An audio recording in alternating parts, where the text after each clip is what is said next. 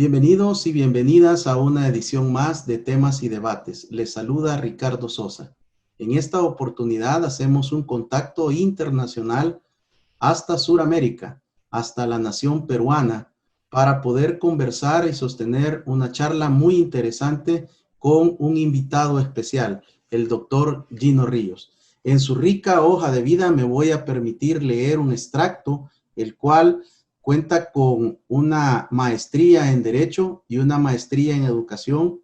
Tiene también especialización en Derechos Humanos y Criminología. Además, es presidente de la Asociación de Criminología en Perú, AMAUCHA. Es director del Instituto de Investigación Judicial de la Universidad San Martín de Porres y además es presidente del Centro de Estudios Penales, Criminológicos y Jurídicos de la misma universidad. Doctor, para mí es un privilegio contar en esta oportunidad, agradecerle por aceptar mi invitación y bienvenido a El Salvador. Un abrazo en la distancia. Un afectuoso saludo fraterno, Ricardo, y un cordial abrazo también a todos tus televidentes.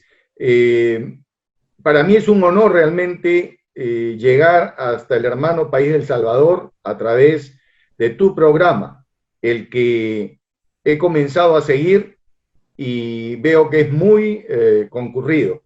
Así es que es un verdadero placer estar presente con ustedes a través de la tecnología digital y estar a vuestra disposición para cualquier inquietud y cualquier pregunta que deseen formularme a fin de iniciar una plática que estoy seguro va a ser muy gratificante y muy aleccionadora para todos tus oyentes. A tus órdenes. Doctor, ¿cómo surge su interés y su pasión por la criminología y la victimología en Perú, y que este amor, esta dedicación, esta pasión a través de múltiples escritos, ensayos, libros y una serie de journals académicos que han dado la vuelta al mundo, llevan a una reconocida trayectoria de su persona, de las asociaciones que usted dirige en Sudamérica, en América y ahora en Iberoamérica? Muchas gracias por tu pregunta, Ricardo. Bueno, tendríamos que remontarnos a hace muchísimo tiempo atrás porque ya acumulo varios años de edad. Resulta que yo me titulo como abogado en la Pontificia Universidad Católica del Perú el año 79, 1979, a los 23 años de edad. Y entonces inicié mi carrera como abogado en el ámbito penal, pero yo traía una formación civilista por la universidad y además por el trabajo que yo había hecho en una entidad privada durante mis épocas de estudiante. De tal forma que comencé a ejercer en estas dos ramas, pero evidentemente me llamaba mucho más la atención y me producía una pasión cognitiva el derecho penal. De forma tal que comencé a acumular experiencia y yo estaba de acuerdo anteriormente en esos años lejanos, porque claro, vivimos en el Perú en los años 80 y 90 un fenómeno terrorista. Entonces yo estaba de acuerdo con leyes penales rigurosas, severas, derecho penal del enemigo, etc. Producto seguramente de mi juventud e inexperiencia. Sin embargo, a la fecha, ya tengo 42 años de abogado, hace 20 años, en el año 1998, yo comencé a estudiar maestría en ciencias penales. En esa fecha no había tanta necesidad de estudiar posgrados como existen ahora, así que mi experiencia de 20 años a esa fecha la puse al servicio de mis estudios de maestría. Pude graduarme como maestro en ciencias penales el año 2000 y sobre la marcha inicié mis estudios de doctorado en Derecho y pude graduarme de doctor en Derecho el año 2003. Y luego inicié los estudios de doctor en Educación y me gradué de doctor en Educación el año 2012.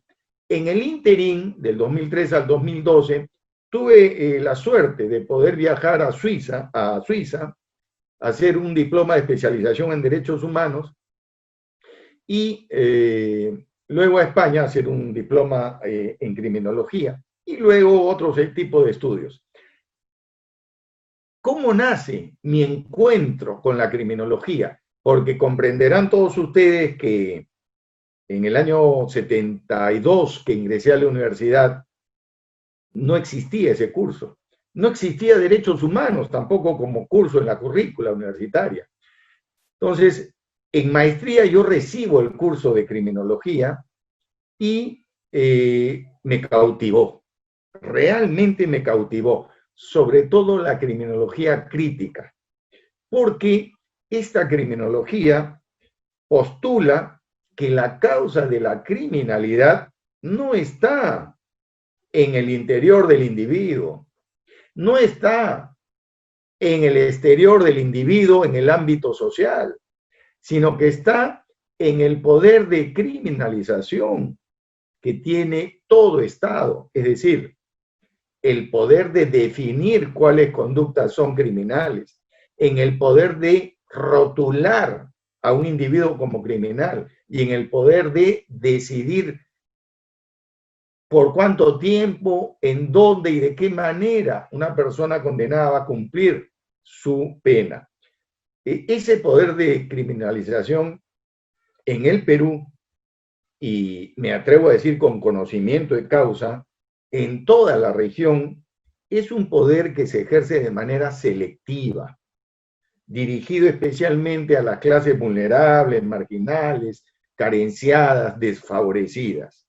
Es decir, contra sujetos insignificantes, aquellos por los cuales nadie va a levantar la mano para decir, oiga, está mal lo que hacen contra esa persona, ¿no? Y fue tanta la pasión que cautivó en mí que desde esa fecha, el año 98 y 99, que estudié maestría, comencé yo a escribir, primero a informarme, a leer, a documentarme, a analizar, a ver la realidad penal y a escribir, a producir. Al extremo que una vez que tuve el grado académico de maestro, año 2000, el 2001, ingresé a la universidad como profesor de posgrado a dictar el curso. Y allí inicié una carrera de criminología que no ha tenido paréntesis. Y en consecuencia, hoy en día yo adhiero plenamente esta escuela de criminología crítica dentro de la nueva criminología, que es totalmente diferente a la criminología anterior, que es la lombrosiana, la positivista. Y yo postulo una serie de causas que tienen que ver con este poder de criminalización que es ejercido de manera irregular. Y esas causas que postulo son el neoliberalismo, que viene sentado sobre la globalización y la tecnología digital de uso masivo, que están transformando la esencia del ser humano, de tal modo que hoy en día el hombre, tanto el que comete crímenes callejeros como el que comete de los otros crímenes, que yo les llamo crímenes invisibles, ¿no? Deciden libre y voluntariamente, dentro de la relatividad con que un ser humano ejerce su libertad, deciden criminalizar su conducta, es decir, deciden realizar comportamientos no conformes. Y es por eso que mi producción científica sigue en esa beta, en esa vertiente. En el Perú en el Perú, un poco para que hagan un paralelo histórico, la criminología hace su ingreso en las ideas señeras de algunos precursores en 1850, cuando Lombroso no había ingresado a la universidad. Lombroso ingresa a estudiar medicina en 1852. Entonces estamos hablando que el Perú recibe las ideas criminológicas de la fase precientífica de la criminología, porque Lombroso inaugura la fase científica. ¿Y qué había en esa fase precientífica? Para sorpresa de tu legión de oyentes, la escuela fisionomista. ¿Y qué decía esa escuela fisionomista? Decía cosas tan perversas y tan aberrantes como, por ejemplo, algo que está escrito en el Edicto de Valerio. El Edicto de Valerio mandaba que el juez, de ese entonces obviamente, estamos hablando del siglo XIII, XIV, dijera, si dos personas son imputadas de un mismo delito y hay duda acerca de su responsabilidad entre las dos, condena al más feo. Imagínate. Así decía el Edicto de Valerio. Y después había también un marqués, juez en Nápoles, ¿no? En Italia, que comenzaba su sentencia de la siguiente manera. El marqués de Moscardi decía, oídos tus descargos y vista tu cabeza y tu cráneo, yo te condeno a la pena de tanto. O sea, la escuela fisionomista tuvo una gran influencia en esa época. De ella bebió Lombroso, precisamente para hacer su teoría del delincuente nato. Y esas fueron las ideas que recepcionó Perú en 1850, y tenemos un par de nombres que, claro, se pierden en la noche de los tiempos, de un médico y de un abogado, que además era editor de un diario, Paulino Fuentes, que divulgaba la criminología de esa época en su diario. Luego nos remontamos al año de 1932, en donde la criminología peruana se hace presente por primera vez en una cátedra universitaria en San Marcos, a raíz de una tesis sustentada y defendida por Javier Prado, que es un personaje histórico en el Perú. Él fue un filántropo peruano y estudió en San Marcos y hizo una tesis sobre criminología sociológica. Y entonces, después de eso, la primera cátedra en la Universidad Nacional Mayor de San Marcos, la Decana de América, se inauguró la cátedra de criminología a cargo del doctor Miro Quesada de la Guerra.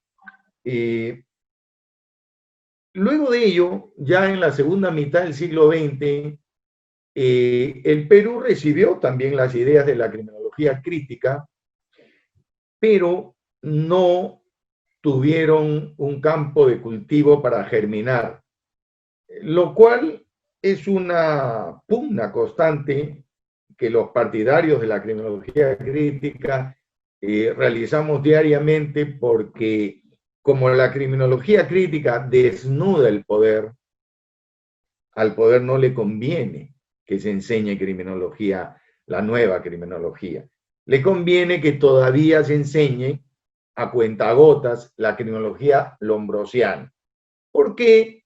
Porque las cárceles en el Perú, 98.000 personas en prisión, como las cárceles de toda Indoamérica, están llenas de feos y pobres.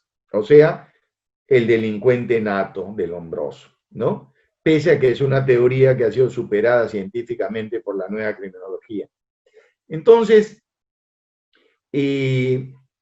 luego de, bueno, en la mitad del siglo XX surge un doctor, Víctor Villavicencio, ¿no? Este doctor incorpora las ideas de Ferri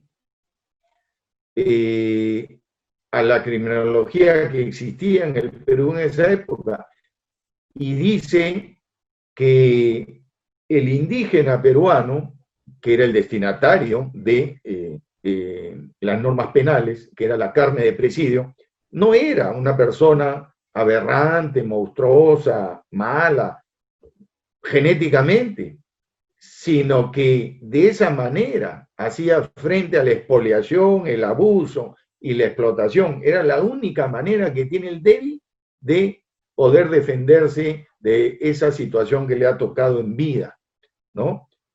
Volverse hermético, hosco, de mirada dura, etc.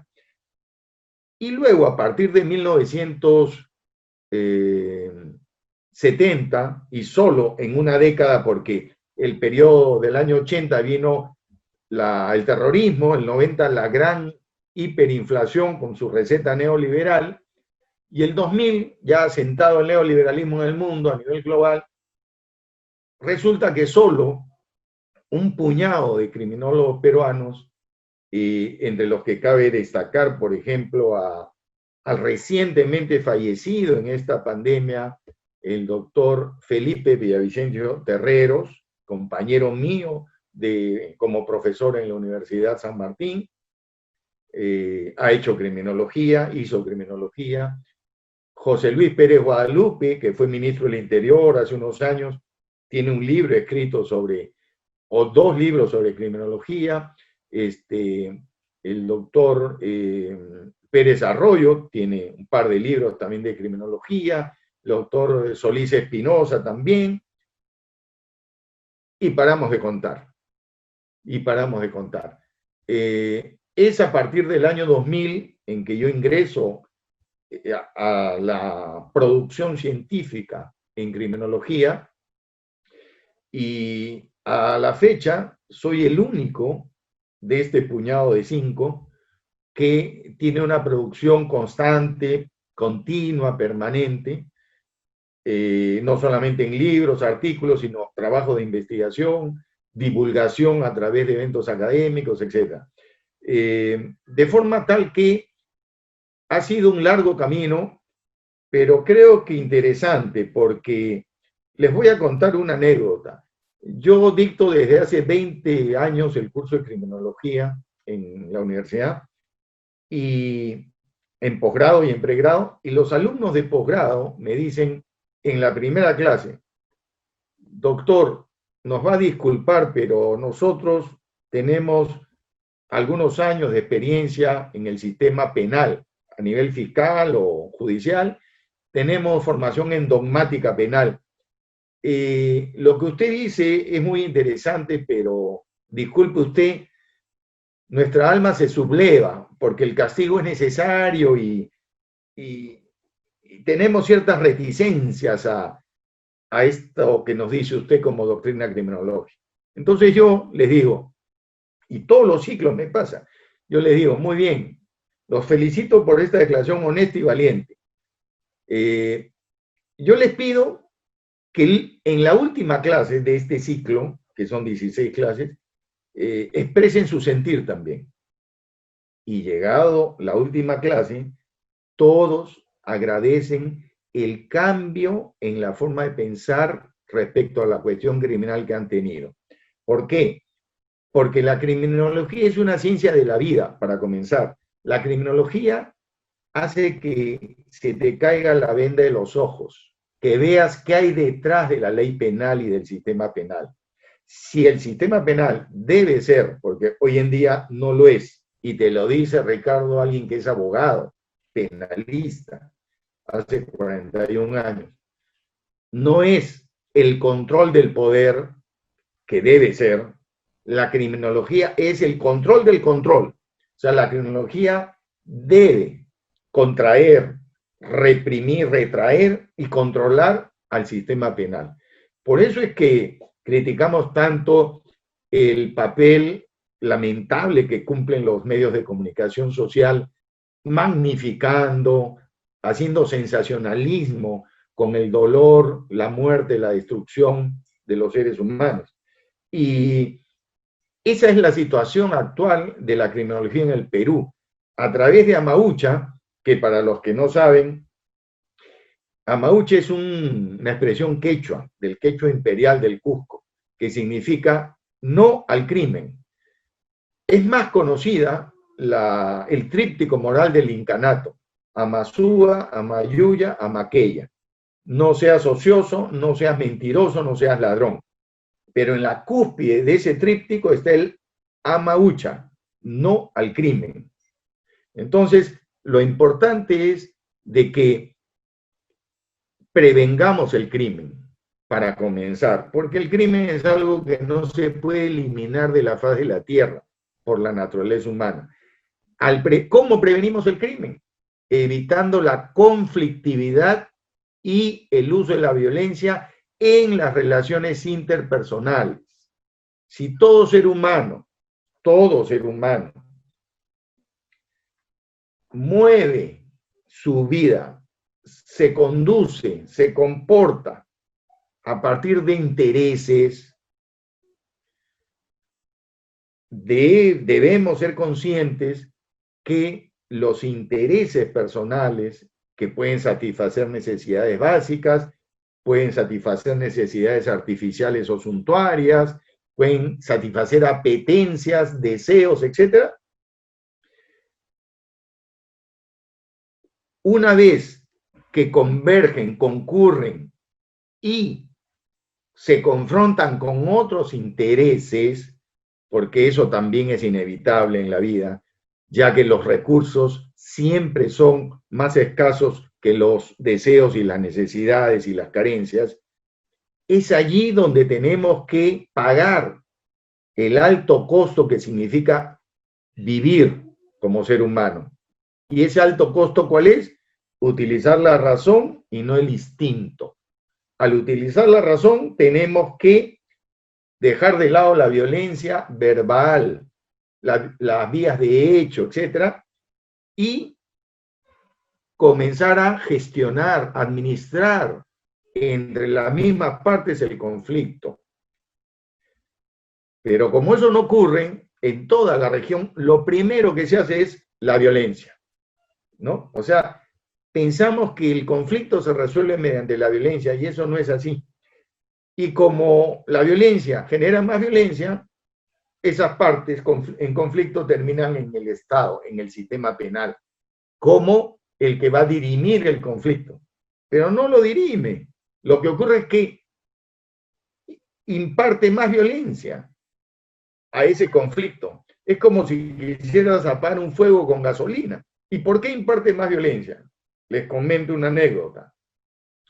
Nils Christie, eminente criminólogo noruego, fallecido tempranamente, decía: yo conocí a un señor en Noruega que, te estoy hablando de Noruega de los años 50, 55, que tenía un bar muy concurrido. Gracias al bar había logrado mantener a su familia, comprarse una casa al frente, etc. Tenía 2 hijos. Entonces, al hijo que siempre lo ayudó en el bar, porque su otro hijo trabajaba en otra parte, los llamó un mes antes de morir el hijo: hijo, a ti que me has ayudado en el bar, te voy a dejar la casa del frente para que vivas con tu familia, ya eran casados. Y a ti que has trabajado fuera del bar, te voy a dejar el bar y su administración. O sea, al revés. Muy bien, el señor murió y obviamente ninguno de los hijos estaba de acuerdo con eso, porque su expertise estaba en otra cosa. Eso originó conflictos soterrados al comienzo que se fueron haciendo ostensibles. Hasta que un día va el hermano, al cual le habían dejado la casa y no el bar, va al bar, lo busca a su hermano, el conflicto se manifiesta de manera notoria y lo mata al hermano. Los dos van bueno, uno va al cementerio y el otro va a la cárcel, y con el paso del tiempo, cuenta Nils Christie, los hijos del difunto, sobrinos del preso, van un día a la cárcel de visita, entre comillas, y lo matan al tío, en venganza, ¿correcto? Entonces, Neil Christie dice, ¿qué solucionó el sistema penal? Nada, al contrario, crea más conflictos, perpetúa los conflictos. Entre nosotros, aquí en nuestros países indoamericanos, yo digo, el sistema penal o penitenciario no resocializa al infractor. El sistema penal no repara ni reivindica a la víctima y no soluciona el conflicto. Doctor, ¿Por qué? Sí, agradecerle, llegamos al primer corte del a programa. la pausa. Muy amable por sus conceptos, por este recorrido por la historia de la criminología peruana y por supuesto por parte de la trayectoria de su hoja de vida y su formación.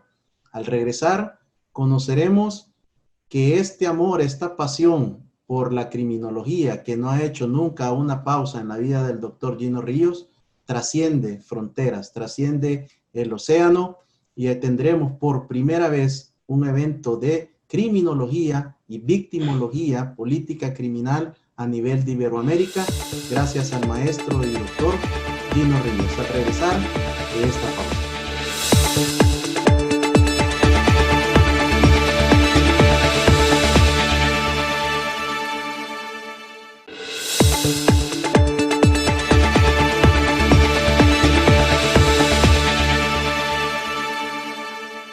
Gracias por continuar con temas y debates, en esta oportunidad con un contacto internacional hasta Perú con el doctor Gino Ríos, presidente de la Asociación de Criminología Peruana AMA-UCHA, que como lo explicó el doctor en el primer segmento, significa no al crimen. Doctor, ¿cómo surge luego de una trayectoria de vida dedicada a la investigación académica científica, a la producción literaria, científica también, esta inquietud de reunir por primera vez a la comunidad criminológica y victimológica de Iberoamérica y poder lograr un evento que hace muchos años parecía imposible, pero ahora en plena pandemia asume el liderazgo y logra montar este evento que será una bendición para toda Iberoamérica? Gracias por tu palabra, Ricardo. El primer Congreso Iberoamericano de Criminología, Victimología, Política Criminológica y Política Victimológica surge como una humilde idea de quien les habla, su servidor. AMA-UCHA viene teniendo desde su fundación, hace años atrás, eventos académicos y un programa que entonces era radial, que se llama Un Momento con la Criminología, y que ahora es virtual, va todos los viernes a las 6:30.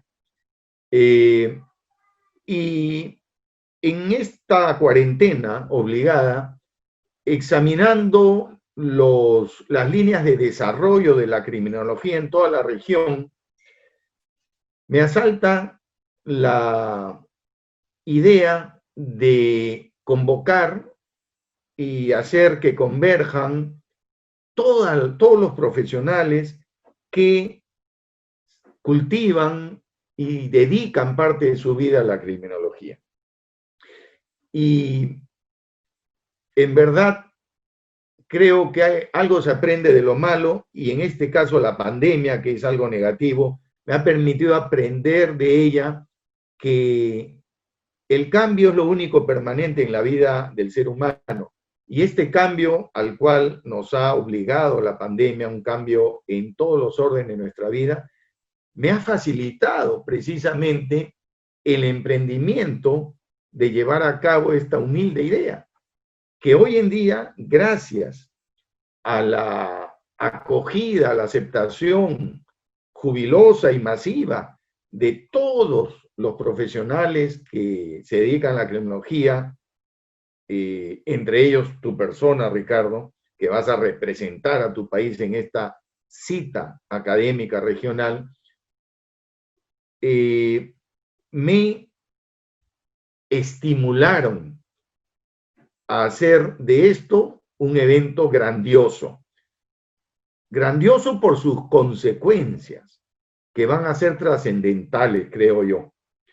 Y es así como, sin conocer al 90% de todos los invitados, tenemos 34 profesionales unidos en torno a la criminología. Esto es algo inédito. Sin conocer a todos, digo, solo al 10%, comencé a cursar cartas de invitación, desde México hasta Chile, a toda persona, sin distinción alguna, que practica, que ejerce la criminología. Y como te digo, la aceptación fue unánime, unánime. Y entonces vamos a tener a maestros como Eugenio Raúl Zaffaroni, de Argentina, al maestro Germán Aller, de Uruguay, a José Adolfo Reyes Calderón, de Guatemala, al doctor Álvaro Burgos, juez supremo de Costa Rica, a Felipe Abbott, catedrático de una universidad en Chile, a Brenda Vanegas de Ecuador, ¿no? Al doctor Germán Silva García, decano de una universidad en Colombia, a tu persona, Ricardo, gran propulsor de la criminología en El Salvador, en fin, a una verdaderamente pléyade de personas que gracias a su intelecto y a su experiencia aportan a la criminología. Y los temas que van a desarrollar estos colegas son temas vigentes, de actualidad y polémicos. Entonces, esta cita no solo congrega a 34 personas que hacemos criminología, sino que además, conforme a su propósito y a su filosofía, que es de unidad, ¿no? Unidad que hemos visto que es tan necesaria en momentos de crisis sanitaria, se extiende hacia la comunidad universitaria, a la comunidad jurídica de nuestros respectivos países, a la comunidad científica social de las ciencias sociales de nuestros países y al público en general. Acá en el Perú, además de personas de estos ámbitos, se están inscribiendo ciudadanos de a pie. Y es allí donde Amaucha también quiere llegar. Y ojalá que nuestras organizaciones homólogas en todos los países hermanos hagan lo propio, llegar al ciudadano de a pie, porque allí está el poder de transformar este populismo punitivo, esta gobernanza a través del crimen, este expansionismo penal que tanto daño hace porque coacta la libertad humana y genera más violencia. Entonces, lo primero hacia donde apuntamos es a divulgar, a difundir, a promover la criminología para que sea de conocimiento de todos y no pase lo que algún interesado desatento cree, que la criminología es igual a la criminalística. Y lo cree porque ve series en Netflix o en cable como Criminología Naval, como CIS, etcétera, en donde desde los Estados Unidos nos envían esas series para generar la confusión, precisamente, ¿no es cierto? Entonces, la criminología es una ciencia que investiga la realidad para determinar las causas, los factores, las condiciones y las circunstancias, así en ese decalaje. ¿De qué? De una conducta no conforme, de una conducta no deseada, que es como yo prefiero llamar al crimen y al delito, ¿no? Entonces, mira tú, Ricardo, esa filosofía esa finalidad de este Congreso. No es un Congreso para enaltecer a las personas que vamos a disertar allí, no. Es un Congreso mediante el cual toda la ciudadanía indoamericana va a tener a la vista a quienes trabajan en un área científica, escucharlos y aprender de ellos. Y luego contrastar eso con la realidad criminal de sus países, ¿no? Esa es la idea. De tal forma que en lo personal, Ricardo, yo estoy muy satisfecho con la acogida de mis colegas hermanos, entre los cuales te cuentas tú en primera línea, y creo que esto va a ser un éxito por los frutos que va a dar. Esto no va a quedar en un ave de paso. Esto no va a ser algo anecdótico, no. Esto va a ser el primer paso que todos juntos vamos a dar. Así que esa es la expectativa que tengo y estoy confiado de poder lograrla con el apoyo y la colaboración de todos ustedes, los grandes expositores que van a estar conmigo para compartir nuestro conocimiento, nuestras experiencias sobre algo que nos involucra a todos, algo que nos interesa a todos y algo que nos aflige a todos, como es la conducta no conforme, la conducta no deseada, que daña, que ofende, que hiere, que destruye, que mata. Pero hay que acercarnos hacia ese tipo de conductas con empatía, no con prejuicios, no con animadversiones. ¿Por qué? Porque como es una conducta que, como toda conducta humana, será en el seno social, allí debe encontrar su respuesta, no afuera. Allí debe encontrar. Y toda respuesta en el seno social debe merecer y exigir la contribución de todos los miembros de la sociedad. Por eso es que yo siempre les digo a mis alumnos, nadie puede desentenderse de la cuestión criminal. Nadie. Todos estamos involucrados. A todos nos incumbe. No solamente a la pareja criminal, infractor y víctima, no. No. Obviamente, ahí hay un daño, un sufrimiento. Pero el mismo daño, el mismo sufrimiento nos alcanza a todos, a toditita la sociedad. Porque evidentemente nadie quiere demasiada criminalidad. ¿Cuál Tenemos es que el ser conscientes. eje transversal del Congreso, sobre todo considerando el gran reto y desafío de abordar criminológicamente, victimológicamente, hablar de la política criminal y la política criminológica? ¿Cuál sería el eje transversal sobre el cual se va a desarrollar toda la temática, doctor? Mira, tú has dicho muy bien, hemos trazado un cuadrado. Criminología, que estudia al fenómeno criminal, o sea, a la conducta criminal y al infractor. Victimología, que estudia a la víctima, es decir, del otro lado de la orilla, a la persona que debe evitar ser víctima. Porque hoy en día la víctima ya no tiene la concepción estática que tuvo en la victimología clásica, sino que ahora tiene una concepción dinámica y uno, así como hay condiciones criminógenas, hay condiciones victimógenas, es decir, uno puede evitar ser víctima.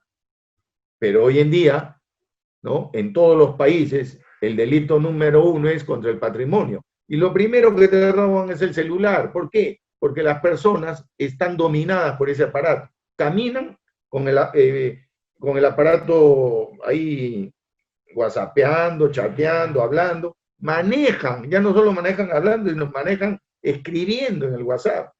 Se dice que en Japón los semáforos de ahora están en el piso, los peatonales, los semáforos, porque como todos los japoneses van con la cabeza agacha con su celular para que se den cuenta del cambio de luz. Entonces, el segundo cuadrado tiene que ver con eso. El tercer cuadrado, la política criminológica. ustedes habrán reparado en que yo prefiero usar criminológica a política criminal. ¿Por qué?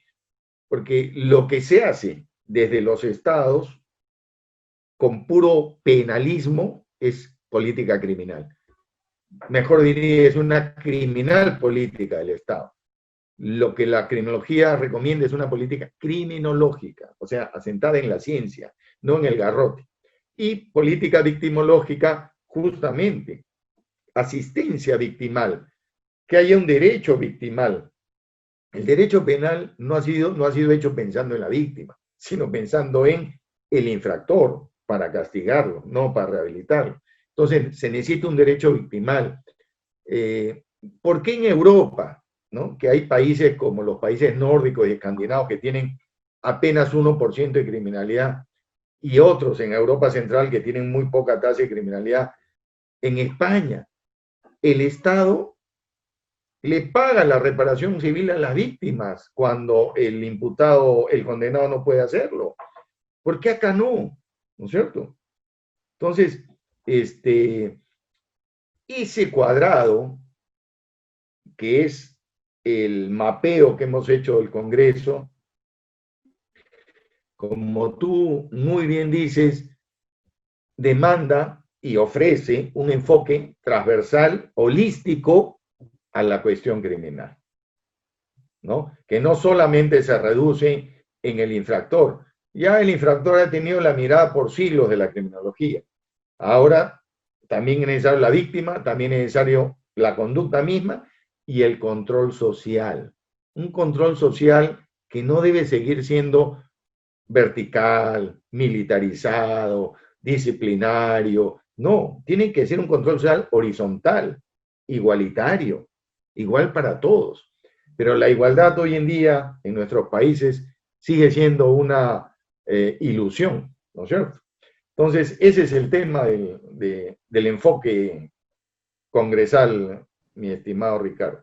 Doctor, cuando recibí la invitación de parte de su organización, me llamó mucho la atención que por primera vez participo en un evento donde se hará un resumen ejecutivo de todo el Congreso para diseminarlo y difundirlo a la comunidad académica, jurídica y a los órganos del Estado de cada uno de los países representados, lo cual creo que es una labor muy noble de su organización y bajo su liderazgo, que sin duda Iberoamérica no debería continuar siendo la misma, enfocada solamente en la política criminal y descuidando los aspectos victimológicos y sobre todo una política criminológica que trascienda a los códigos penales y procesales penales. Suscribo plenamente tus ideas y me reafirmo en que todo profesional que hace criminología desarrolla una línea de pensamiento acorde con los derechos fundamentales de la persona. Es una ciencia de la vida, te dije hace unos momentos, porque, como dice el maestro Zaffaroni, de manera insensible, porque ha sido normalizado, de manera cotidiana, el Estado, al dejar de cumplir sus funciones, realiza lo que él llama un genocidio por goteo. Todos los días muere gente. ¿Por qué? Por pensiones de jubilación indignas, por viviendas en estado ruinoso, por desnutrición, miren la tasa de desnutrición infantil, por falta de atención de salud. La pandemia ha desnudado muchas cosas, ha desnudado no solo la salud de los pobres, sino de los presos, ¿no es cierto? Porque la sociedad, pues lamentablemente, en época neoliberal, no se mira por dentro, solamente mira hacia afuera, hacia los escaparates de las tiendas comerciales. Entonces, ha cambiado, desgraciadamente, el neoliberalismo, el famoso axioma cartesiano del cogito ergo sum, pienso, luego soy, luego existo, al tengo, luego soy. O sea que ha producido un individualismo exacerbado, que es altamente criminógeno, y un culto a la divinidad del dinero y al consumismo frenético, ¿no? Entonces, no hace más que comprar, endeudarse, es decir, generar necesidades insaciables. Como decía Freud, el hombre se entrega al principio del placer sin tener en cuenta el principio de primacía de la realidad y en consecuencia le sobreviene el principio tanático. ¿Por qué? Porque decía Freud que el instinto tanático es más fuerte que el instinto erótico, que es el instinto de la vida, de la construcción.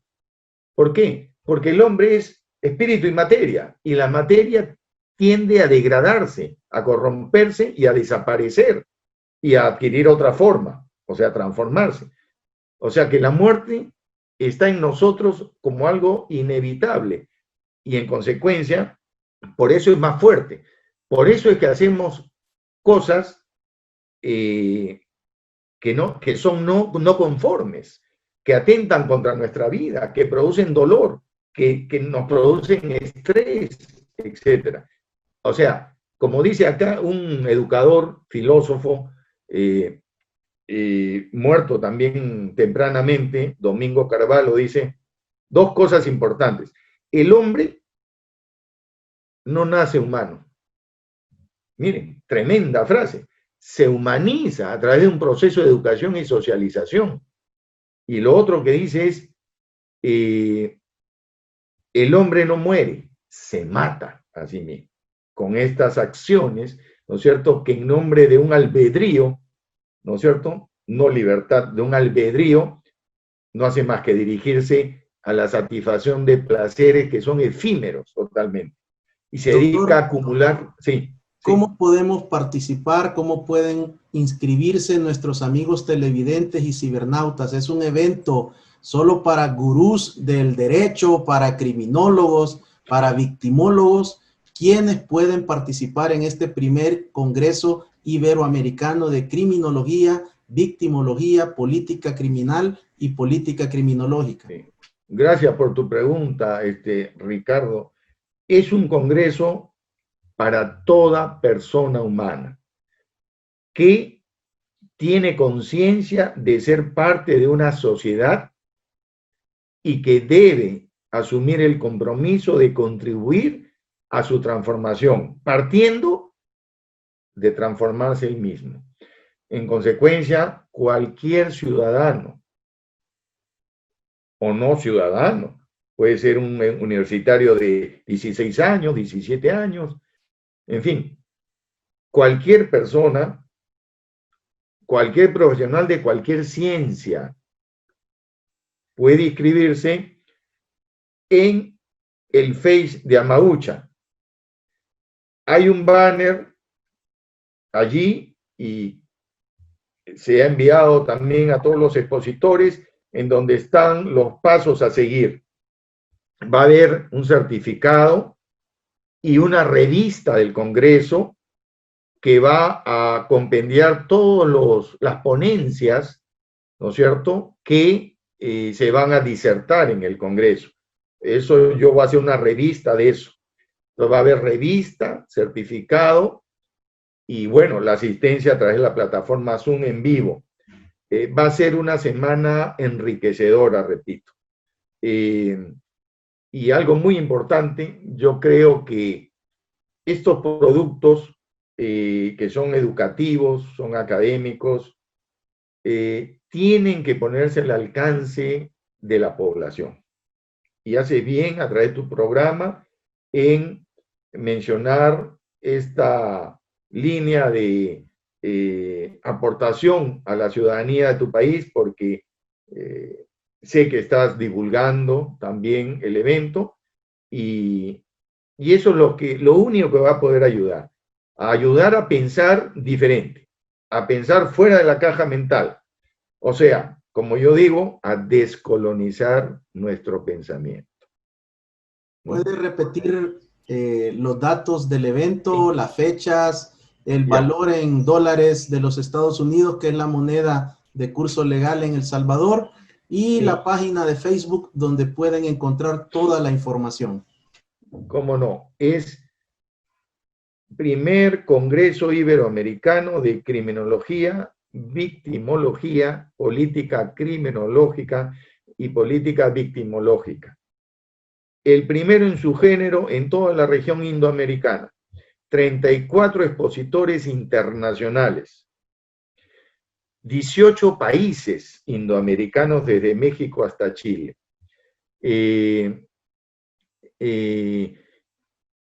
Va a haber revista, certificado y la visualización en vivo. Se ingresa al Facebook de AMA UCHA, sin H, AMA, A-M-A, UCHA con H, H-U-C-H-A, AMA UCHA, Asociación Peruana de Criminología, y ahí van a ver todos los banners, y uno de ellos es el costo o la inversión, que es $30, por el certificado, la revista y la visualización. Es las fechas, es del lunes 24 de agosto hasta el sábado 29 de agosto. De lunes a viernes comienza a las 6 de la tarde. Y cada día van a haber 6 expositores. Y el sábado, que van a intervenir los criminólogos españoles por razones del cambio horario, comienza a las 9 de la mañana. Y ese día va a ser la clausura. Y se van a verbalizar, a oralizar las conclusiones del Congreso. Entonces, es una oportunidad, creo yo, imperdible, Ricardo. Doctor Gino Ríos, quiero agradecerle el haber aceptado mi invitación, el poder conversar sobre la criminología, victimología, cómo ha sido el desarrollo de estas ciencias en Perú, en Sudamérica y en América Latina, para finalmente llegar a este sueño. Parte de su propósito ha sido cumplido y sabemos que, y confiamos en Dios, que Iberoamérica hará un giro en su política criminal y trascenderá una política criminológica y victimológica. Agradezco la invitación en nombre de mi persona, de mi familia y de nuestro país para poder ser parte de este evento y poder representar a nuestro país con la temática que se me ha encomendado. Doctor, muchas gracias. Dios le bendiga por ser uno de los padres de la criminología de América Latina. Gracias por su obra, gracias por todo su trabajo y porque aquello que parecía muy lejano hace 20 años, poco a poco Dios se ha encargado de cumplir cada propósito y cada proyecto de vida en beneficio de la sociedad iberoamericana. Muchas gracias, Ricardo, por tu invitación, que más que invitación es una acogida fraterna. Mi agradecimiento también a los titulares del medio de comunicación en el que se proyecta tu programa, y un abrazo, como repito, fraterno a tus connacionales y siempre a tu servicio. Ha sido el doctor Gino Ríos, presidente de la Asociación de Criminología de Perú, AMA-UCHA, docente universitario, profesional del derecho y de la educación con diferentes cursos, maestrías, posgrados y especializaciones en el derecho, criminología, derechos humanos, investigador académico y director de una escuela de investigación académica y científica en Perú. Gracias por su sintonía. Les invito a que puedan participar en este evento y conocer más de la criminología, de la victimología y poder entrar en este maravilloso mundo de la prevención, de la disuasión y de la transformación de nuestra sociedad. Dios les bendiga. Gracias.